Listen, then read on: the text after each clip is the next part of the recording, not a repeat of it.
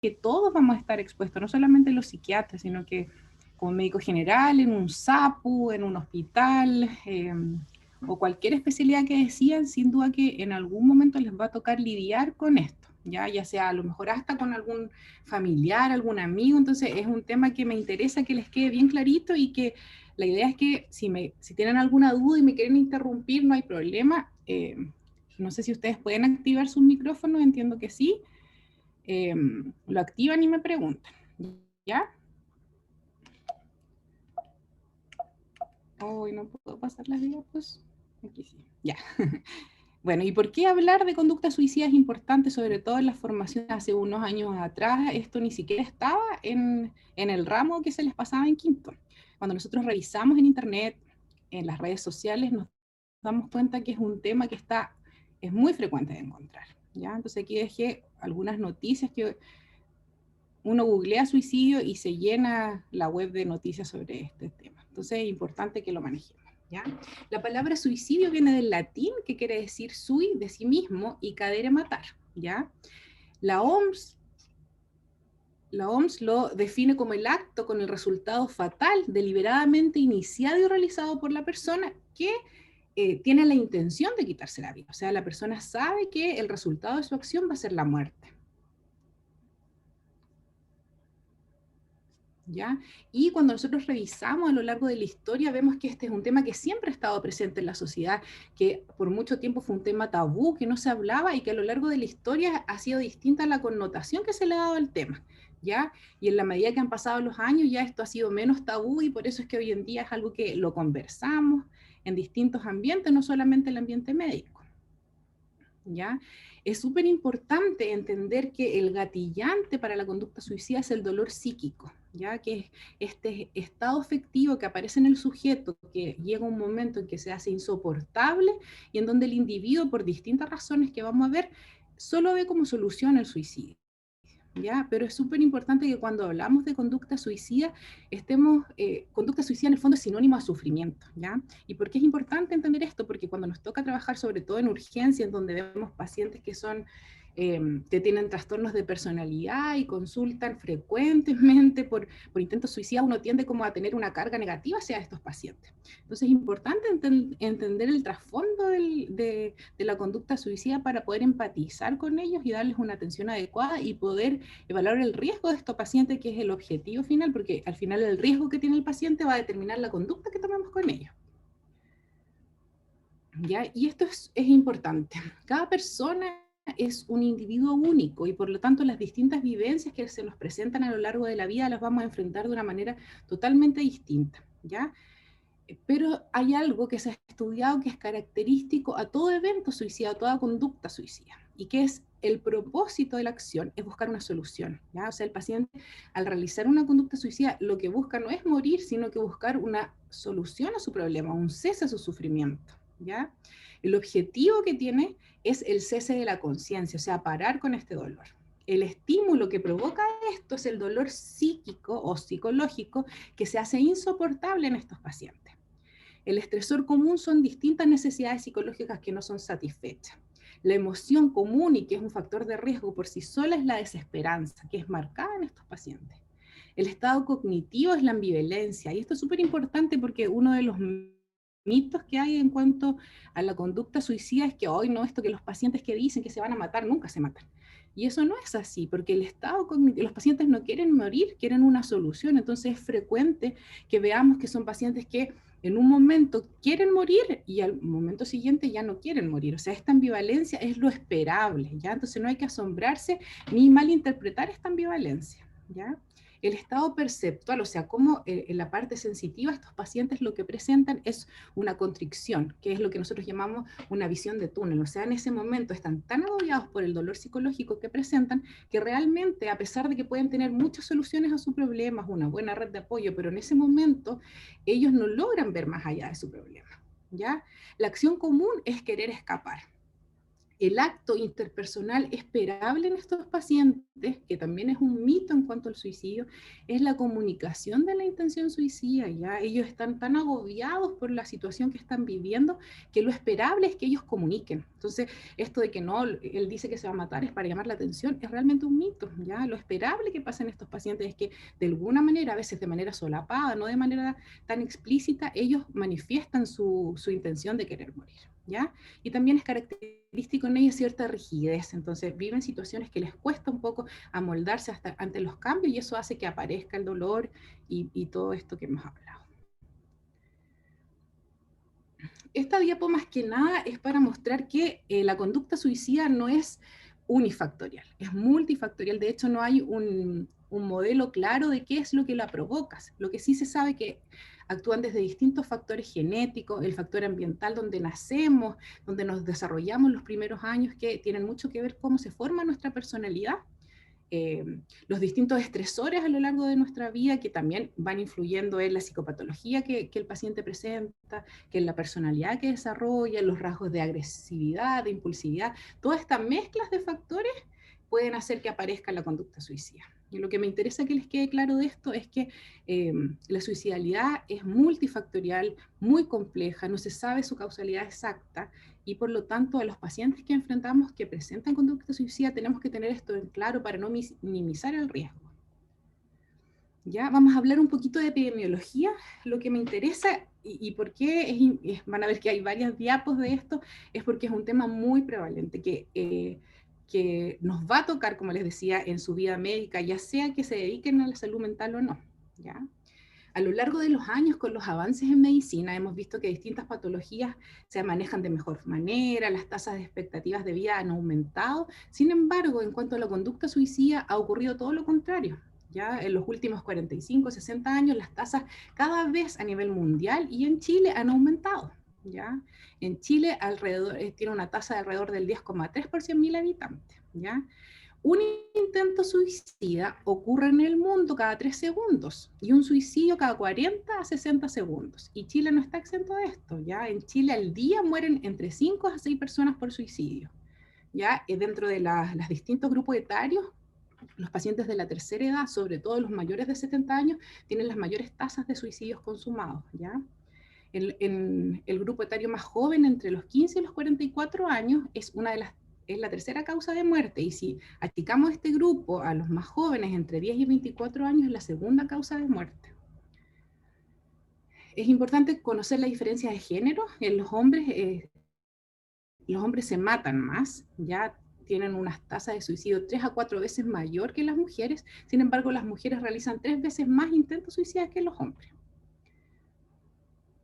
Este es un gráfico que muestra la tasa esperada aquí en verde. A ver, aquí en verde entonces era lo que se esperaba alrededor del 2000, que tuviéramos una tasa bajo el 9,5 por 100.000 habitantes, y a lo que llegamos, que es el 10,5, y que es lo que se mantiene hasta el día de hoy.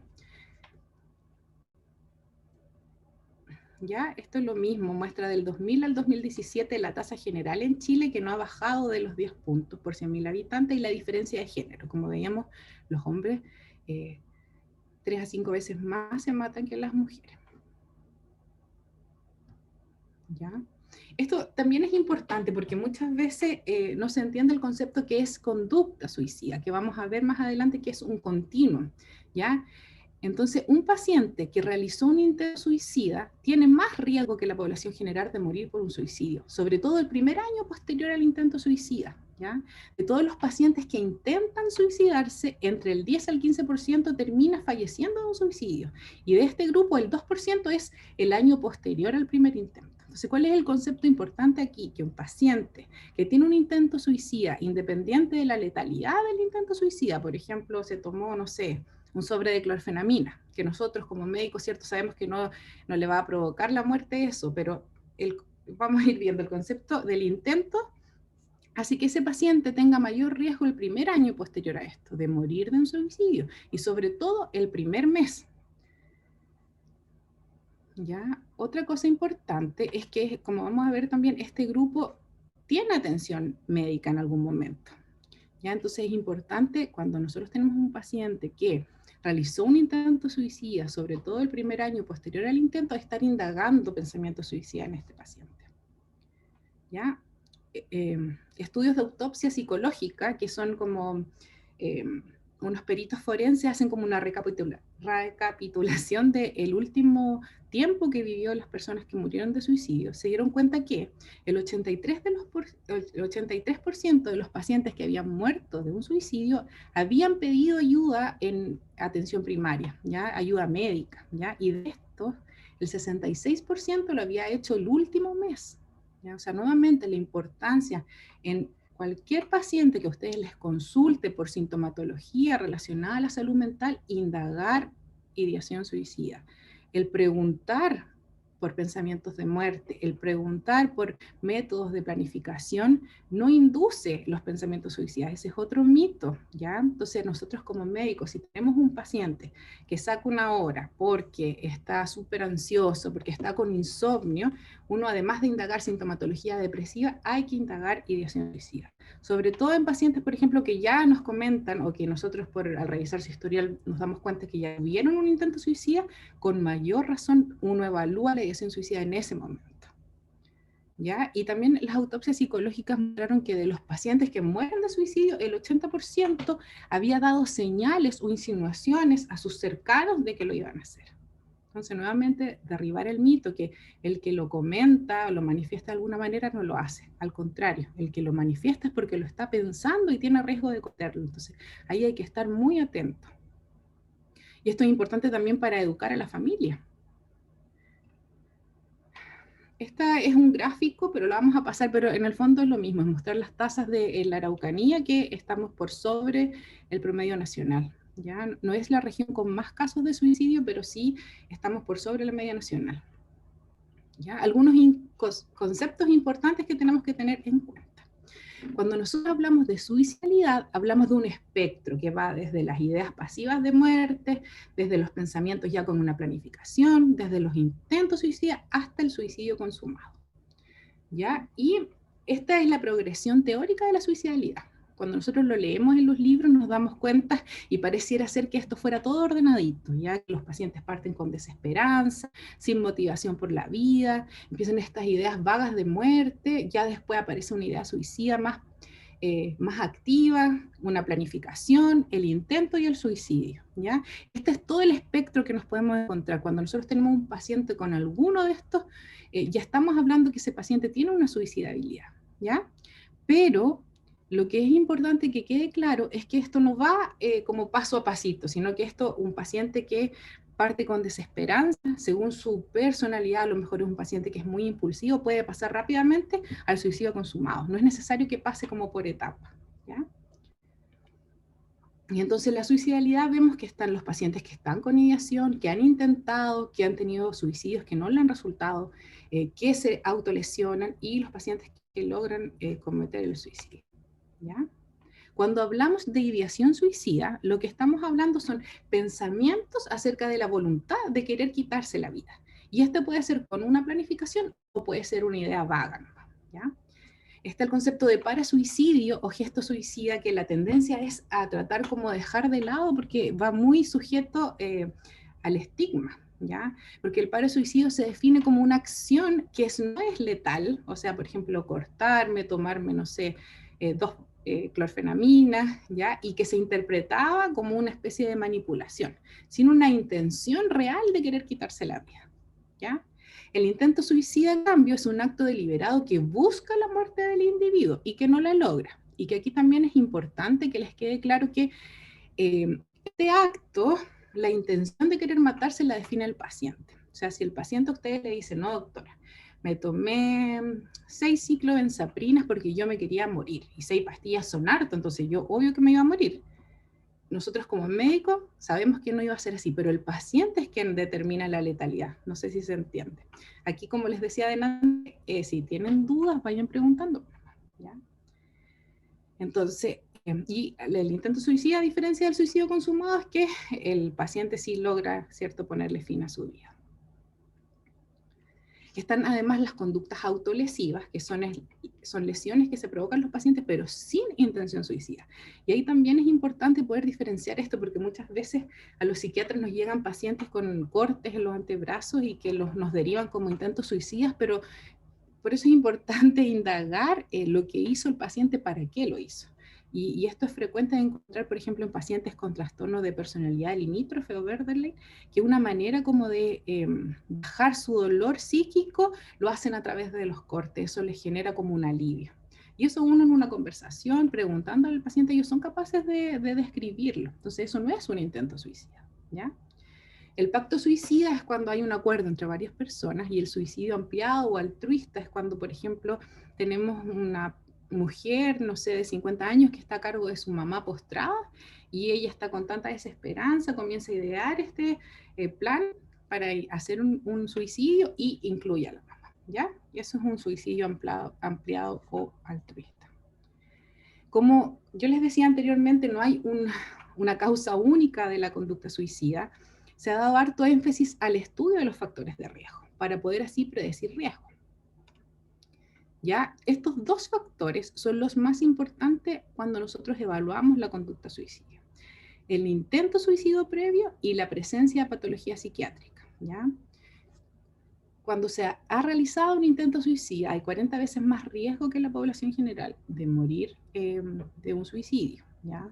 En los pacientes que son intentadores, o sea, que llegan a la urgencia varias veces por intento, igual el 10% termina suicidándose, entonces también son un grupo de riesgo, ¿ya? En las autopsias psicológicas de los suicidas se encontró que el 90% tenía alguna patología de salud mental, y de esto el respondía a trastornos depresivos, ¿ya? Otros trastornos comunes que se encontraron fue el trastorno bipolar, la esquizofrenia, el abuso de sustancias, trastornos de personalidad.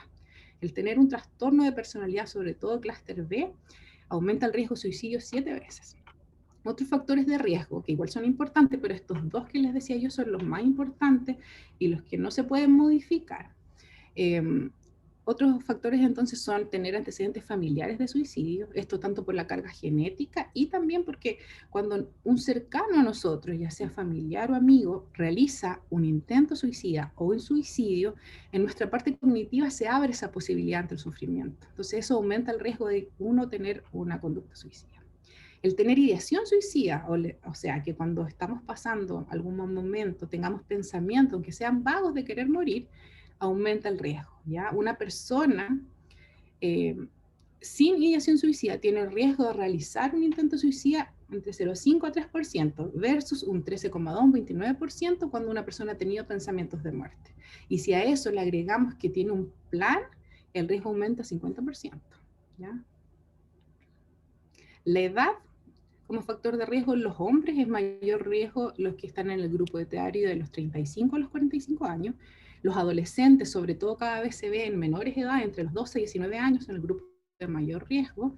Y como les decía anteriormente, los de la tercera edad, sobre todo los más sobre los 70, 80 años, ¿ya? En cuanto al sexo, sabemos entonces, como dijimos, que los hombres tienen mayor riesgo. Y las mujeres que son jóvenes tienen más riesgos de intentos suicidas que el hombre. Ahí también se diferencian según género. En cuanto al estado civil, el ser separado, divorciado, el ser viudo o el ser soltero tienen más riesgo. Esto sobre todo en los hombres. En cuanto a los factores psicopatológicos, el principal factor de riesgo es la desesperanza marcada. Eso de sentir que la vida no vale la pena, que no sé por qué estoy viviendo, es un factor importante. Dentro de los factores familiares, sobre todo en pacientes adolescentes, jóvenes, en las peleas constantes, cuando hay límites muy rígidos en la familia o a la vez muy laxos o que no existen, y cuando no hay mucha conexión emocional, cuando hay distancia emocional en la familia, eso también se considera un factor de riesgo para conducta suicida, ¿ya? En cuanto a los factores de riesgo sociocultural, está la limitación a acceder a atención, el estigma asociado que todavía tenemos en cuanto a la conducta suicida, la sensación de aislamiento, la falta de redes de apoyo y lo facilitado que es hoy en día poder acceder a información de cómo realizar intentos en Internet, en las redes sociales, ¿ya? El consumo de alcohol también es un riesgo importante, ¿ya? en los suicidios se ha visto que entre el 25 al 50% de los pacientes había bebido. Entonces, el alcohol, al disminuir nuestra capacidad de razonar, al hacernos más impulsivos, nos pone más en riesgo. ¿Ya? Hay enfermedades médicas, sobre todo neurológicas, o enfermedades tipo cáncer, epilepsia, enfermedades degenerativas, sobre todo al inicio, cuando recién se diagnostican, aumenta el riesgo de conducta suicida. El disponer de medios letales es también un factor de riesgo. Por ejemplo, en países en donde las armas son legales, se ha visto que aumentan las tasas de suicidio, sobre todo con ese método. Ya aquí les puse un poco sobre la conducta suicida en niños y adolescentes. ¿Ya? En los niños igual se ven casos, hay descrito casos de niños, no sé, 7, 6 años, incluso con conducta suicida. Pero esto se tiende a aumentar hacia la adolescencia, cuando ya el concepto de muerte se tiene más elaborado. ¿Ya? ¿Y qué es importante saber en cuanto a los adolescentes? Que los factores de riesgo, igual. Cuando hay antecedentes de maltrato infantil o de abuso sexual, aumenta el riesgo. En los adolescentes con diversidad sexual tienen mayor riesgo de conducta suicida. Cuando hay psicopatología en los padres, también es un factor de riesgo. La disfunción familiar, al igual que en los adultos, el ser víctima de bullying o el tener fracaso escolar, hay que acordarse que en los adolescentes es muy importante lo que los padres opinan de ellos. ¿Ya? La separación reciente de padres o la muerte de algún familiar cercano, y el efecto Werder o contagio social, que vamos a ver de inmediato. Otra cosa importante de saber en el grupo de los adolescentes es que los gatillantes de conducta suicida pueden ser situaciones que a lo mejor para los adultos no les parecen tan importantes o tan graves, como una discusión con padres, el término de una relación, sentimientos de humillación o de vergüenza pública, y sin duda que por esto que le decía, que a los adolescentes les importa mucho lo que opinan los padres, el efecto que tienen las redes sociales en ellos es muy importante y pueden actuar como gatillantes. Este efecto Weber o suicidio en enjambre es el efecto que provoca cuando el suicidio se aborda de una manera incorrecta, ¿ya? Me imagino que todos han visto las noticias cuando hablan de casos emblemáticos. No sé si se acuerdan, hace unos años atrás, una chica, ay, se me olvidó el apellido, Katy algo, que era de Santiago, de un colegio eh, que terminó, o sea, que se suicidó en un Starbucks. Ya, la manera en que se abordan esos temas, lo correcto es que nunca las noticias, ya sea los diarios, las redes sociales, los matinales, nunca se muestre el suicidio como una opción, ¿ya? Que no se dé detalles de cómo se hizo el suicidio, porque ¿qué es lo que pasa? Se ha visto que cuando esto aparece de manera así no adecuada, aumentan los casos de intento suicida, ¿ya? Y el nombre es por esta novela, Las penas del joven Werther, que se estrenó como en 1800 y algo, y se empezaron a dar cuenta que en ese pueblo donde se publicó este libro, comenzaron a aumentar los suicidios, y de la misma manera que el joven en el libro. No les voy a dar más detalles por si alguien lo quiere leer para no hacerle spoiler. Ya. En cuanto a la evaluación y el manejo, vamos a hablar un poquito cómo abordo yo el tema cuando tengo un paciente. Estos son puntos importantes a considerar. Hay que actuar como si tuviéramos tiempo de sobra. ¿Por qué lo digo? O sea, ¿por qué está descrito? Porque estos pacientes nos van a llegar muy probablemente en el contexto de un servicio de urgencia, o a lo mejor en el consultorio que trabajemos en una consulta de morbilidad, que tenemos 15 minutos por paciente. Entonces, uno tiene que tomarse el tiempo. No es necesario que a lo mejor estemos una hora con el paciente, pero que nuestra actitud sea de empatía, de escucha al paciente. Por eso dice actuar como si tuviéramos tiempo de sobra, o sea, que el paciente vea que estamos ahí para él.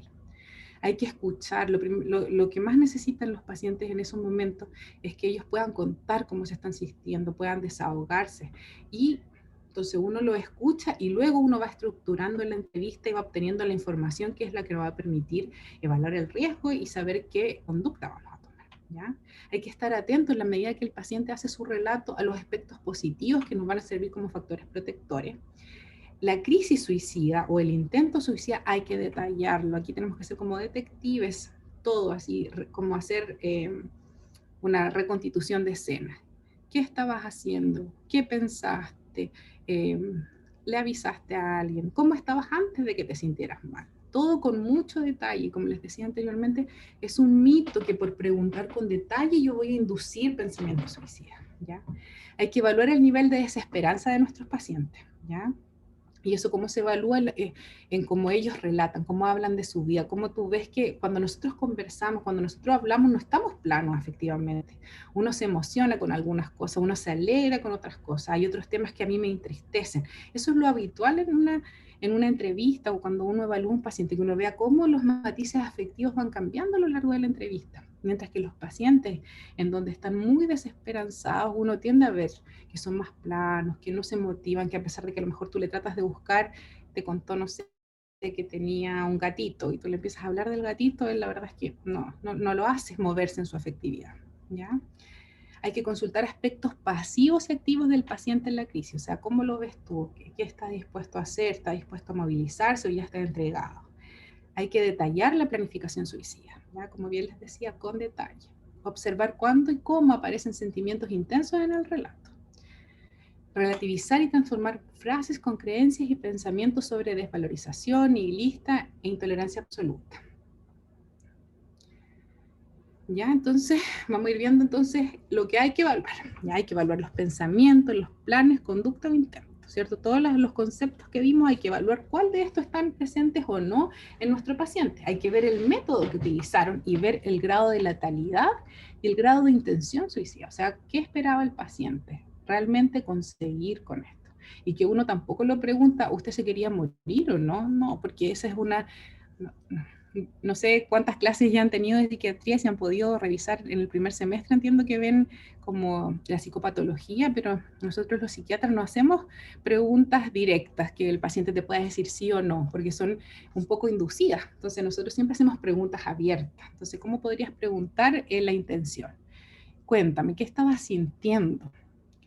¿Qué esperabas lograr? Esa es una pregunta abierta, ¿ya? Y ahí uno puede ir indagando más en la medida que el paciente nos va contestando, ¿ya? Como les decía, hay que ver evidencias durante el relato de desesperanza, el nivel de impulsividad, si la sintomatología que acompaña el intento, ¿ya? Si está cursando el paciente un cuadro depresivo, un cuadro de algún trastorno ansioso, todo eso en la entrevista lo indago, ¿ya? También es importante lo que nosotros llamamos propositividad, que es cómo se ve el paciente en cuanto al futuro. ¿Ya? ¿Tiene planes para el futuro? ¿Tiene ganas o razones para vivir? Hay que ver si el intento estuvo asociado o no al consumo de alcohol y otras sustancias que pueden eh, cambiar la impulsividad basal de este paciente y hacerlo de más riesgo. ¿Ya? Hay que ver los pensamientos, planes o intenciones de violencia hacia otro, ¿cierto? Como indagando si este suicidio era individual o era planificado, se ha ampliado. Ya hay que evaluar entonces, como les decía, si hay antecedentes de patología psiquiátrica previa, este paciente estaba en control, había estado en control alguna vez en salud mental o con psiquiatra, y la sintomatología actual. Dentro de la historia es importante saber si este es el primer intento, si tiene intentos anteriores, ya que como vimos, ese también es un factor de riesgo, ¿ya? Si tiene antecedentes de conducta de autolesión, si tiene antecedentes familiares de conducta suicida, alguna patología psiquiátrica. Hay que ver la situación psicosocial del paciente, ya de la red de apoyo, para saber esto orientado a cuál es la conducta que yo voy a tomar. Ya si tengo una buena red de apoyo y en consideración con todos los otros factores, podemos a lo mejor dejar manejo ambulatorio. En cambio, un paciente que no tiene una red, es más probabilidad de que haya que hacer un manejo hospitalizado. Ya hay que ver fortalezas y debilidades de la personalidad del paciente, si hay habilidades para enfrentar problemas, rasgos de personalidad, respuestas a eventos estresantes previos, capacidad de percepción de la realidad, capacidad de tolerar el dolor psicológico.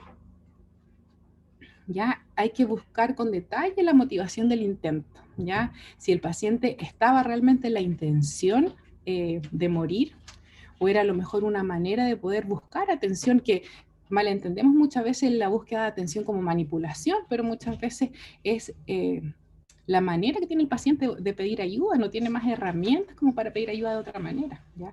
Muchas veces también, sobre todo en pacientes adolescentes, lo que buscan es como influir de alguna manera en los demás, de hacerse ver el escape temporal, o si es definitivamente, o sea, doctora, realmente no tengo un propósito, no tengo nada que me ate a esta vida, ¿ya? Ahí me habla más de una desesperanza más marcada y por lo tanto el riesgo es mayor.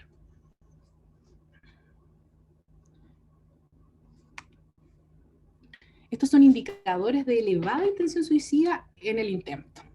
Cuando se realiza de tal manera que se previene la intervención de terceros, ahí eso es un paciente con alto riesgo suicida. El paciente tomó precauciones contra la intervención de otras personas, o sea, ella sabe, una adolescente sabe que sus papás se van a trabajar todos los días a las 8 de la mañana, entonces ella, a pesar de que tenía todo planificado, espera hasta las 10 de la mañana porque sabe que esa hora los papás ya están lejos de la casa, que ya no volvieron a buscar algo, entonces hay menos probabilidades de que lo encuentren. Eso también me habla de un alto riesgo.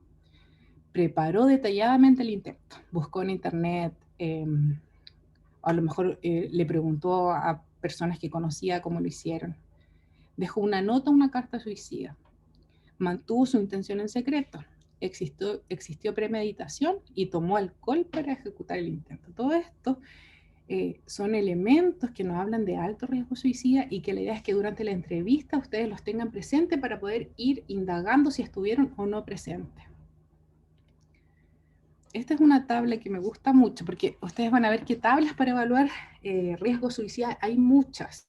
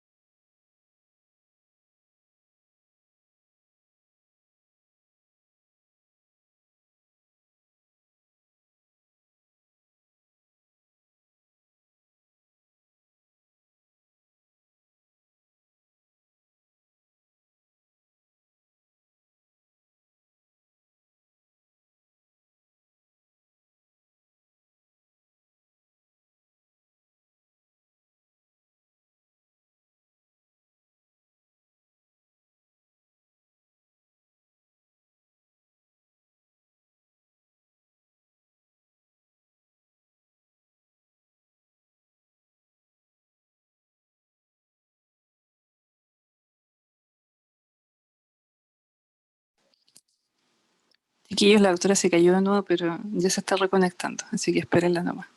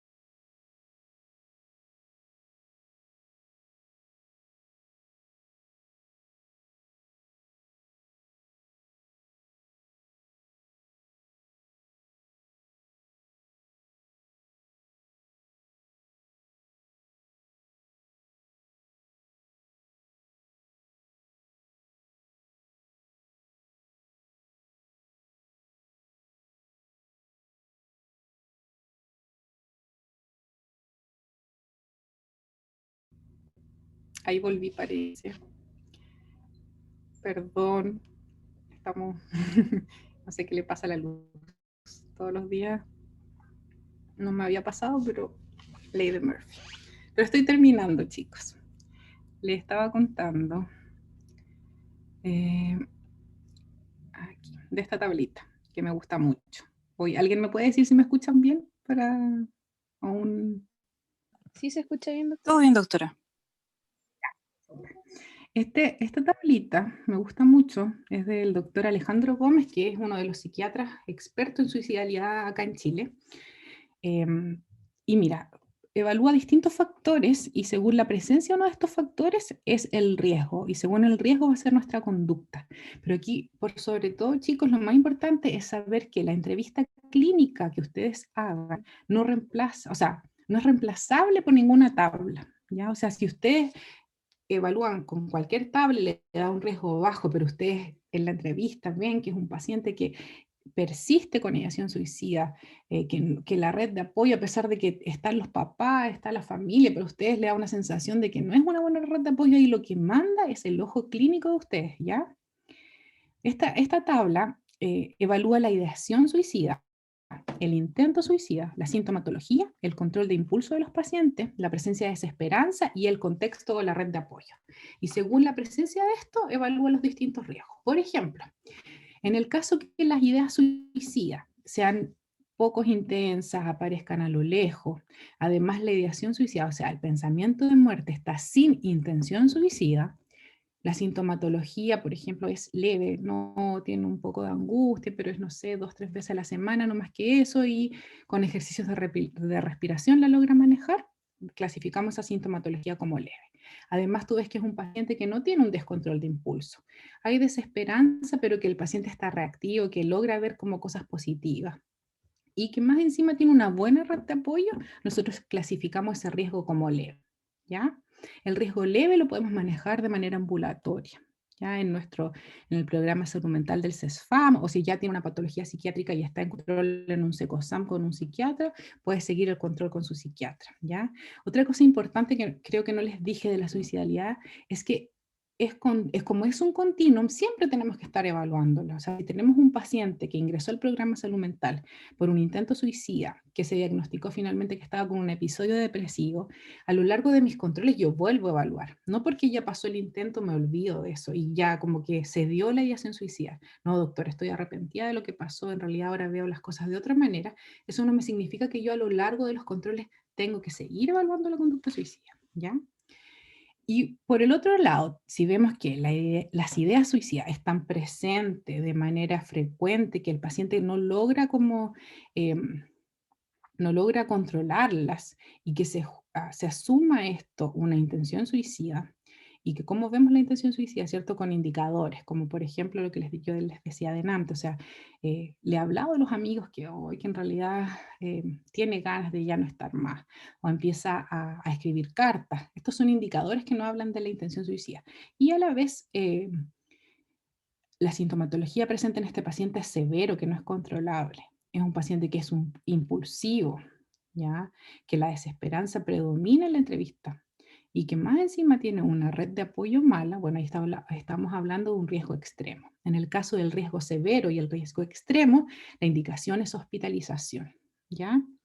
Todo paciente que ha tenido un intento suicida previo, de por sí partimos de un riesgo moderado hacia adelante, ¿ya? Aquí algunos indicadores de hospitalización, cuando el método que utilizó el paciente fue de elevada letalidad, fue un método violento, utilizó más de un método, le- utilizó un método, no logró, ¿cierto? Fue un intento suicida, pero tú en la entrevista ves que persiste la intención suicida, esa es una indicación de hospitalización. O sea, es un paciente que se quiere matar, que no le resultó y que persiste queriendo morir, ¿te fijas? O sea, eso es indicación de hospitalización. Cuando, por ejemplo, tenemos un paciente que ha hecho una seguidilla de intentos, que han pasado a lo mejor 2, 3 meses y tomó fármacos, volvió a tomar fármacos y ahora intentó cortarse, ¿ya? Ahí hay una indicación de hospitalización. Cuando hay un intento ampliado, un pacto suicida, cuando está la motivación altruista como por otro, cuando tengo un paciente que hizo un intento suicida y persiste con la ideación, eh, es una indicación de hospitalización. ¿Y para qué hospitalizamos a los pacientes? Bueno, primero que todo, hospitalizamos a los pacientes para proteger la vida. Y aquí también es algo importante de saber, es que cuando nosotros estamos en un servicio de urgencia, en un CESFAM, en un SAPU, atendiendo a un paciente que nos manifiesta intención suicida activa, o sea, el paciente quiere morir, tiene un plan, o el paciente realizó un intento suicida y persiste queriendo morir, y le dice, no, doctor, yo no me quiero hospitalizar, y nosotros tenemos la facultad de poder hospitalizarlo en contra de su voluntad. No tiene que ser el psiquiatra, ¿ya? No, eso es una internación de urgencia. Tenemos hasta 72 horas para retener al paciente hospitalizado mientras se cursa la internación administrativa, ya que eso sí es cuando hay que hacer más papeleo, enviarlo a la Seremi finalmente determina la internación administrativa. Pero al menos en nuestra región nosotros trabajamos en red, entonces si ustedes están, por ejemplo, en un SAPO, o en el regional o en un hospital nodo, tienen esas 72 horas y en todos los nodos hay psiquiatra, entonces en ese lapso de las 72 horas van a esperar que un psiquiatra lo evalúe y él determine si finalmente se requiere la internación administrativa o no. Ya les cuento eso porque nos pasa mucho que los colegas médicos generales no lo saben. ¿ya? Otro objetivo de la hospitalización es la vigilancia constante, o sea, lo ideal es que los pacientes deberían estar hospitalizados en el servicio de psiquiatría, que no sé si ustedes conocen, me imagino que no con todo esto de la pandemia, pero ya van a conocer en el internado, que es una hospitalización, una unidad distinta al resto del hospital, las llaves, o sea, las puertas son con unas llaves especiales, con clave, no se puede entrar y salir, tiene ciertas medidas. Ahora, en la práctica, lo que nosotros vemos es que las camas de psiquiatría no dan abasto para toda nuestra región, entonces finalmente en hospitales tipo 3, tipo 4, igual terminan hospitalizados pacientes. Y aquí lo que se hace, como una manera de sobrellevar esto, es contratar un TENS único para este paciente que pueda estar vigilándolo. ¿Ya? Otro objetivo de la hospitalización es poder distanciar al paciente del factor estresor. Por ejemplo, de repente si son conflictos familiares, el poder descomprimir esto, sacar al paciente, hace que los niveles de emocionalidad disminuyan, a la vez también le sirva a la familia como para ver la situación, tomarle el peso a lo que está viviendo el paciente. ¿Ya? Otro objetivo importante de la hospitalización es poder diagnosticar al paciente. ¿Ya? Si hay un episodio depresivo, un trastorno ansioso, un trastorno obsesivo compulsivo. Entonces, esta hospitalización nos permite con mayor tranquilidad que en un servicio de urgencia poder llegar a un diagnóstico. El inicio de un tratamiento multimodal, ¿cierto? El que inicie tratamiento farmacológico, con psiquiatra, con terapeuta, con psicólogo. Ya, también la ventaja de hospitalizar es que uno puede ir viendo, ¿no? Me imagino que han visto en cuanto a los fármacos, en psiquiatría nuestros fármacos son buenos, pero provocan hartos efectos adversos, entonces es importante poder ir monitorizando esto y muchas veces la hospitalización cuando es un paciente que ya ha tenido varios tratamientos, nos ayuda como a monitorizar de mejor forma. ¿Ya? Y también nos permite la hospitalización poder trabajar de mejor manera en cuanto a la red de apoyo familiar y social. Mire, las escalas se las puse para que las tengan. Ahí vamos a coordinar cómo les llega la presentación. Porque la verdad es que el uso de la escala se hace como por protocolo, pero no hay una buena, no reemplaza la entrevista clínica, ¿ya? Ese es el concepto que me interesa. ¿Ya? Les dejé la escala de severidad de Columbia, que es el gold standard para los ensayos clínicos respecto a conducta suicida que se utiliza. Les dejé la de SAT Person, que es la que se utiliza en la urgencia del regional y que les va a tocar aplicarla. Y también le dejé la de la escala de intención suicida de Pierce y la escala de desesperanza de Beck, que es lo que utiliza en la unidad de psiquiatría infanto-juvenil del hospital, ¿ya? Como para que la tengan y la conozcan. Eso es, chicos. Haber puesto algunos casos clínicos, pero no sé cómo están, si les gustaría, porque ahí me interesa poder interactuar con ustedes. Así que si gustan se las dejo, la dejamos hasta acá. Doctora, hola. Sí. Eh, Hola. hola. ¿Cuál es la alternativa como intermedia? O sea, quizá igual la puedo interpretar, pero quisiera que me la dijera. De cuando hay como algún riesgo como moderado a leve, como que uno está ahí entre medio. ¿Cuál es la alternativa como Sí, intermedia? intermedio. Ya, qué bueno que lo preguntaste, porque siempre lo digo y lo olvidé. Mira, por ejemplo, tú tienes un paciente que hizo un intento suicida y que aquí es súper importante cuando ustedes se enfrentan a este paciente, además de saber con detalle cómo fue el intento, es saber qué piensa el paciente actualmente del intento que realizó. Eso es lo que nosotros llamamos juicio crítico del intento. Eso sí o sí hay que evaluarlo. ¿Ya? ¿Qué es lo que en este momento que tú estás viendo al paciente, qué piensa él? Y aquí hay dos opciones. Que esté arrepentido de lo que hizo, que no esté arrepentido o que esté ambivalente. ¿Ya? Como que por momentos te dice que sí, pero no está 100% seguro. Entonces, por ejemplo, un paciente que no está arrepentido, es súper riesgoso mandarlo de alta. ¿Ya? Porque en el fondo, como les decía, un paciente que se intentó matar y que quiere seguir muriendo, es muy probable que lo vuelva a hacer. ¿Se acuerdan que veíamos que el riesgo sobre todo es el primer año, pero sobre todo el primer mes, y dentro del primer mes la primera semana? ¿Ya? Entonces, ¿qué podemos hacer? Por ejemplo, si tenemos un paciente que realizó un intento suicida, que te dice que no, si doctor, en realidad, ponte tú, llegó, no sé, se hizo el intento ayer en la noche y porque estaba llena la urgencia, tú lo viste hoy día en la mañana. Entonces, durante la noche, el paciente reflexionó y se dio cuenta que no era la salida, está arrepentido. Pero resulta que este paciente tiene antecedentes de otro intento previo, hace, no sé, 6 meses. Y pero tiene una buena red de apoyo, está con la mamá y la mamá te dice, no doctor, yo voy a estar pendiente, no, sí, ya, tienes una buena red de apoyo. Entonces, ¿qué puedes hacer tú con ese paciente? Es hacer un control precoz, ¿ya?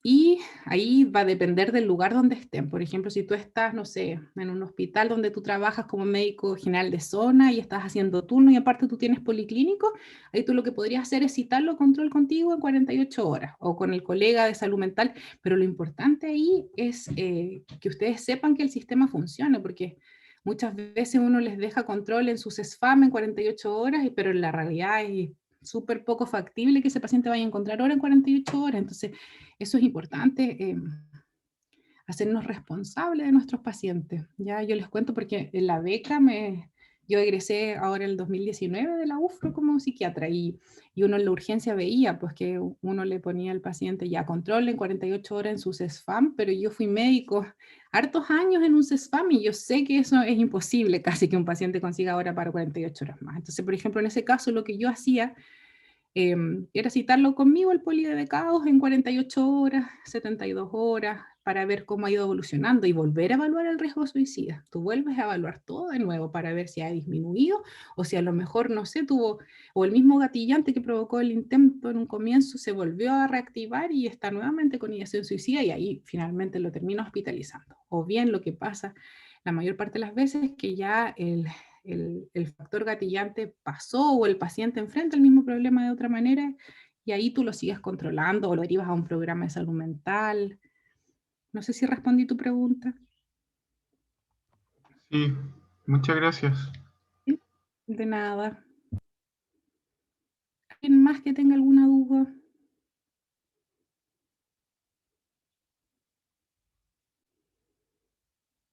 Es súper importante, chicos, ustedes que están partiendo, ya se viene el internado y que van a estar sometidos, o no sé cómo está este año para ustedes, bueno, me refiero al 2020, que fue un año súper distinto en donde yo creo que a todos nos tocó como estar más estresados de lo habitual. Es importante estar atento a sus compañeros. De repente no todos tenemos las mismas herramientas para lidiar con el estrés de la misma manera. Y aparecen pues, sintomatología, que no necesariamente es que uno tenga un trastorno de salud mental, pero sino que uno enfrenta las cosas de otra manera y ahí igual es importante estar atento a nuestros compañeros, el saber cómo prestar ayuda a tiempo, a lo mejor cómo derivar hacia dónde puede ser atendido.